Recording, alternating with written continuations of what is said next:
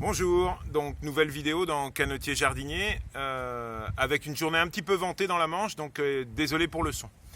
Un petit rectificatif par rapport à ma vidéo d'avant où je parlais des bactéries bien entendu et vous avez compris toute l'importance des bactéries dans le sol et des engrais verts. Juste une précision, j'ai parlé du levain, une imprécision.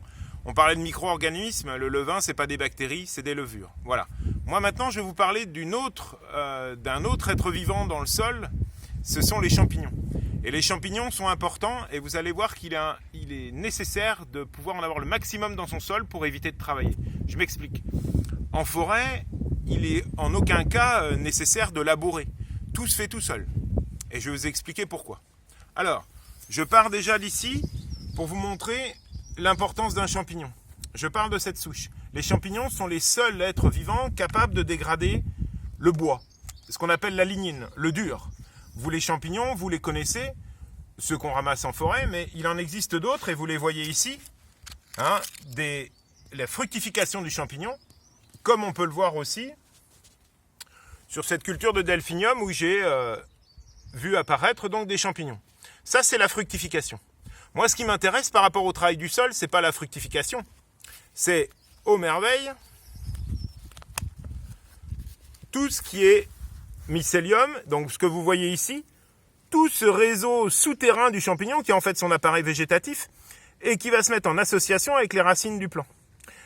Pourquoi ? On parle d'association à bénéfice réciproque. Mon champignon est incapable de faire de la photosynthèse, je vous rappelle, la plante elle est verte, elle est capable de synthétiser sa matière carbonée grâce au soleil. Le champignon c'est pas le cas. Lui il est capable d'amener de l'eau et des sels minéraux. Par contre il a besoin de la matière carbonée de la plante. Eh bien, les deux échangent. C'est un échange réciproque. Le champignon va augmenter la surface, entre guillemets, racinaire de la plante, et la plante va lui apporter de la matière carbonée, du sucre. Donc, les deux jouent un rôle symbiotique, ça veut dire qu'on a un échange entre les deux. Le fait que les champignons soient autour des racines, on parle de mycorhize, c'est l'exemple de la truffe. Donc, je vais vous montrer dans le potager comment on utilise cette propriété qu'ont les champignons à dégrader tout ce qui est matière organique plutôt comme le bois ici, au sein de votre potager. Et d'essayer le travail du sol, mais le plus simple possible. Voilà. Donc, juste par l'exemple, vous montrez comment les champignons sont capables de vous aider au niveau du jardin. Et surtout, être capable de faire le travail du sol à votre place. Donc, on le voit bien sur cette souche, je vous ai montré les champignons, mais vous regardez bien ici, on a exactement la même chose, où on aperçoit ici et là, le fameux mycélium, donc tout l'appareil végétatif du champignon qui est capable de dégrader la matière ligneuse. Et vous allez voir, on va faire exactement la même chose au niveau du potager. Donc, on se retrouve dans le jardin pour vous montrer un petit cours de travail du sol et comment il est nécessaire de bien comprendre comment se passe le travail du sol pour éviter d'en faire le maximum. A tout de suite. Alors voilà, on est de nouveau dans le potager. Je vous montre quelque chose que je fais très rarement dans mon jardin, c'est le bêchage. Je vais vous expliquer pourquoi. La plupart du temps, tout le jardin est recouvert, jamais un sol nu. Je vous en ai parlé dans les engrais verts, on laisse jamais un sol nu. Moi, j'ai l'habitude de mettre toujours une couverture au niveau du sol. Pourquoi le bêchage n'est pas bon ? Je vous montre, le bêchage classique consiste à prendre une motte de terre, la prendre et la retourner. Le problème, c'est que, vous voyez, ici, on voit apparaître toute la faune du sol, et entre autres ces ingénieurs du sol qui me travaillent le sol, eh bien ils étaient juste au niveau du sol, au niveau des racines, eh bien on va les retrouver en surface.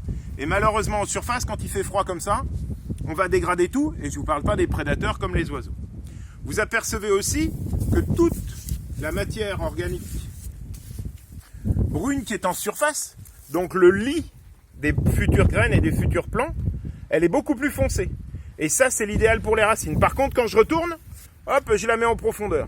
Donc vraiment, le bêchage n'est pas à conseiller dans le potager, puisqu'il ne reflète pas ce qui se passe en forêt, donc ce travail tout simple qui est fait par les bactéries, comme je vous ai parlé dans la vidéo précédente, mais aussi par la faune du sol. Alors vous allez me dire que faire. Si vraiment vous voulez travailler votre sol en profondeur, légèrement en profondeur, il existe un outil. Plutôt que la bêche ou la fourche-bêche, il existe la grelinette. Je vous fais la démonstration. Suivez-moi. Voilà un autre exemple. On retrouve ma terre recouverte de plein de... Oh là, ça c'est le vent dans la Manche. Tant pis pour Canotier Jardinier, reste le jardinier. retrouve toute la matière que j'ai déposée sur le sol, de la matière plutôt sèche, je vous expliquerai après, et puis quelques déchets de gazon, le reste de mes engrais verts, dont on a parlé la dernière fois. Pour pouvoir travailler le sol, relativement simple. D'abord, on écarte toute la litière. Voilà, et ensuite on utilise cet outil qu'on appelle la grelinette, qui est un outil qui ne retourne pas le sol, comme le fait la pelle bêche, mais qui fendille. Et le but de fendiller la terre va simplement m'aérer le sol et va me permettre à moi, après, de pouvoir planter mes légumes. Alors, je vous explique. On plante droit, on évite de se faire mal au dos et on secoue. Et ça va 2 fois plus vite.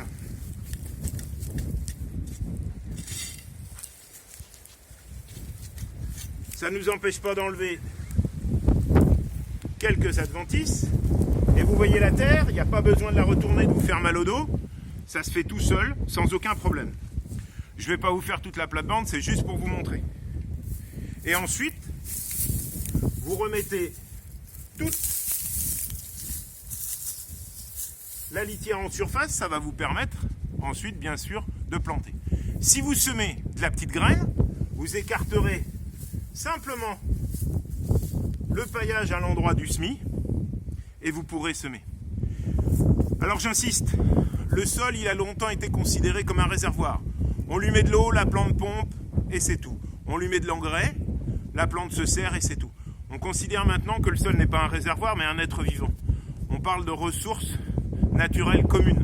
Ça veut dire que ce sol-là, il faut le respecter et il faut l'entretenir. Et comme en forêt, il faut lui donner à manger. Et c'est lui qui va se travailler tout seul et vous n'aurez aucun travail à faire. On ne parle pas de ne rien faire, on parle simplement d'éviter les travaux inutiles.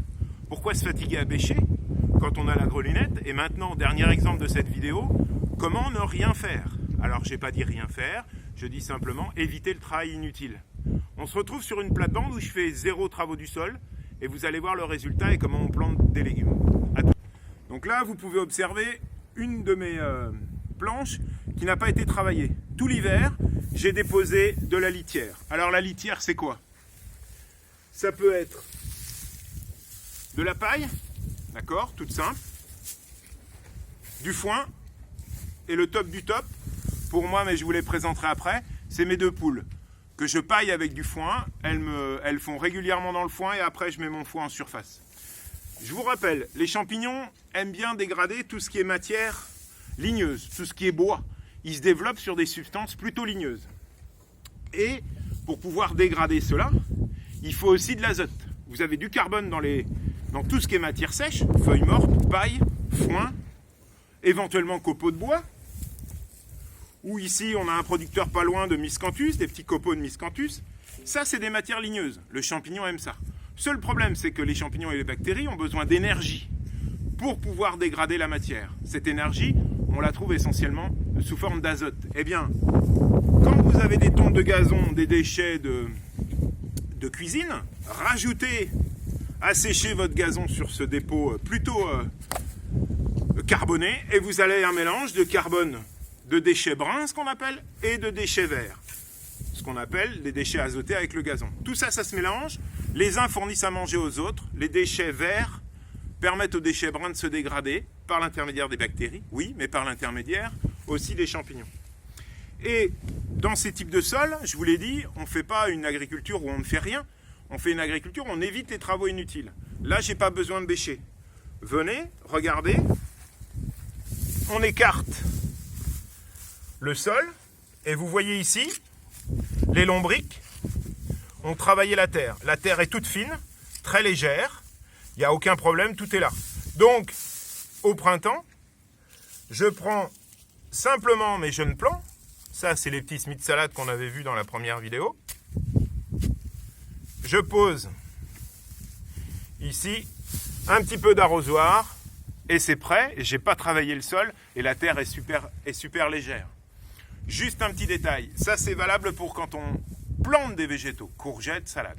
Quand on fait des semis, faites des espaces entre la paille pour pouvoir travailler votre sol un petit peu et semer des graines. Mais ça, je vous ferai un autre exemple plus tard. Dernière petite chose, un petit conseil à la fin, toujours pareil, je ne fais pas de pub en aucun cas, mais je vous apporte un peu de biblio. Un des livres essentiels pour comprendre ce système Ça s'appelle la révolution d'un seul brin de paille. C'est un japonais qui parle de la culture du riz, mais qui est exceptionnel et qui montre combien la paille, le foin, les engrais, pas les engrais par contre, les déchets bruns sont essentiels pour reconstituer ce qu'on appelait la litière forestière. Voilà, j'espère vous avoir convaincu de ne rien faire ou de ne pas faire grand-chose, mais surtout d'éviter les gestes inutiles et le travail inutile. Laissez faire avec quelques précautions et votre sol sera travaillé tout seul. À bientôt, au revoir.